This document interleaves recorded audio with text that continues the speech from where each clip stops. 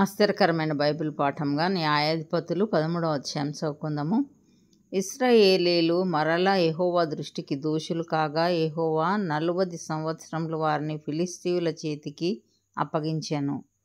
ఆ కాలమున దాను వంశస్థుడును జొరియా పట్టణస్థుడునైన మనోహ అను నొకడుండెను.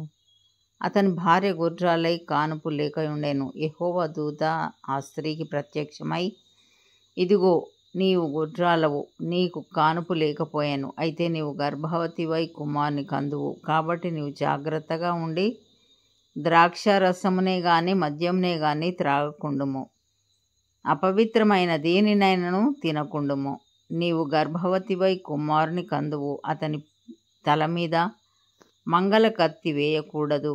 ఆ బిడ్డ గర్భమున పుట్టినది మొదలుకొని దేవునికి నాజీరు చేయబడిన వాడై ఫిలిష్తీయుల చేతిలో నుండి ఇశ్రాయేలీలను రక్షింప మొదలుపెట్టునని ఆమెతో అనగా, ఆ స్త్రీ తన పెనిమిటి యొద్దకు వచ్చి, దైవజనుడొకడు నా యొద్దకు వచ్చెను. అతని రూపం దేవదూత రూపమును పోలినదై మిక్కిలి భీకరంగా ఉండెను. అతడు ఎక్కడ నుండి వచ్చెనో నేను అడగలేదు.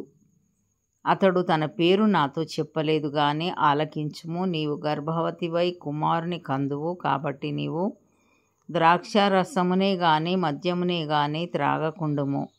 అపవిత్రమైన దేనినైనను తినకుండుము. ఆ బిడ్డ గర్భమున పుట్టినది మొదలుకొని చనిపోవు వరకు దేవునికి నాజీరు చేయబడిన వాడై ఉండునని నాతో చెప్పెనా నేను. అందుకు మనోహ, నా ప్రభువా, నీవు పంపిన దైవజనుడు మరలా మా యొద్దకు వచ్చి, పుట్టబోవు ఆ బిడ్డకు మేము ఏమేమి చేయవలెనో దానిని మాకు నేర్పునట్లు దయచేయుమని యెహోవాను వేడుకొనగా, దేవుడు మనోహ ప్రార్థనను ఆలకించెను గనుక ఆ స్త్రీ పొలములో కూర్చుండగా దేవుని దూత ఆమెను దర్శించెను. ఆ సమయమున ఆమె పెనిమిటి అయిన మనోహ ఆమె యొద్దను యుండలేదు గనుక ఆ స్త్రీ త్వరగా పరిగెత్తి, ఆనాడు నా యొద్దకు వచ్చిన పురుషుడు నాకు కనబడెనని అతనితో చెప్పాను. అప్పుడు మనోహ లేచి తన భార్య వెంబడి వెళ్ళి ఆ మనుషుని యొద్దకు వచ్చి, ఈ స్త్రీతో మాటలాడిన వాడవు నీవేనా అని అతనిని అడగగా, అతడు నేనే అనెను. అందుకు మనోహ, కావున నీ మాట నెరవేరునప్పుడు ఆ బిడ్డ ఎట్టివాడవునో అతడు చేయవలసిన కార్యమేమిటో తెలుపుమని మనవి చేయగా, యెహోవా దూత, నేను ఆ స్త్రీతో చెప్పినదంతయు ఆమె చేకొనవలెను. ఆమె ద్రాక్ష వల్లి నుండి పుట్టినదేదియూ తినకూడదు. ఆమె ద్రాక్షరసమునైనను మద్యమునైనను త్రాగకూడదు. అపవిత్రమైన దేనినైనను తినకూడదు. నేను ఆమెకు ఆజ్ఞాపించినదంతయు ఆమె చేకొనవలెనని మనోహతో చెప్పాను. అప్పుడు మనోహ, మేము ఒక మేకపిల్లను సిద్ధపరిచి నీ సన్నిధిని ఉంచు వరకు నీవు ఆగుమని మనవి చేసుకొనుచున్నామని యెహోవా దూతతో చెప్పగా, యెహోవా దూత, నీవు నన్ను నిలిపినను నీ భోజనం నేను తినను.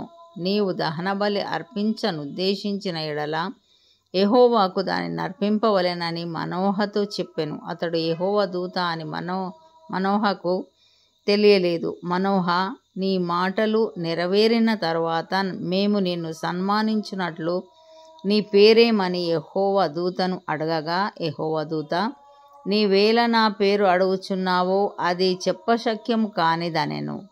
అంతటా మనోహ నైవేద్యముగా ఒక మేక పిల్లను తీసుకొని ఒక రాతి మీద యెహోవాకు అర్పించెను. మనోహయు అతని భార్యయు చూచుచుండగా ఆ దూత యొక్క ఆశ్చర్యకార్యం చేశాను. ఎట్లనగా, జ్వాలలు బలిపీఠం మీద నుండి ఆకాశమునకు లేచుచుండగా యెహోవా దూత బలిపీఠం మీదనున్న ఆ జ్వాలలలో పరమునకు ఆరోహణమాయెను. మనోహయు అతని భార్యయు దానిని చూచి నేలకు సాగిలపడిరి. ఆ తరువాత యెహోవా దూత మరలా మనోహకును అతని భార్యకును ఇక ప్రత్యక్షము కాలేదు.